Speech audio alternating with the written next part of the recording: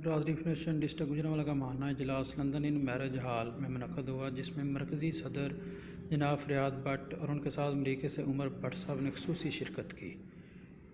इनके अलावा Bhatt बरदरी foundation district Gujranwala के तमाम अहदेदारान और मेम्बरान ने भरपूर शिरकत की। मरकज़ी सदर ने इजलास से खिताब करते हुए कहा कि हमारा भट्ट बरदरी फाउंडेशन बनाने का मकसद गरीब अवाम का दस्त बाजू बनना और उनकी मदद करना है। इसके अलावा ख्वाजा शौकत भट्ट, ख्वाजा फैसल ज़ेब-वाई, madam Shazia Bhatt, Naveed Bhatt of German, Hafiz Saifullah, Salman Bhatt, Sufiyan Bhatt, doctor Faisal Rasool Bhatt साहब ने इजलास से खिताब किया और आखिर में दुआए खैर की गई। बट नलीला यारी ए बड़े लजपाल होंदे,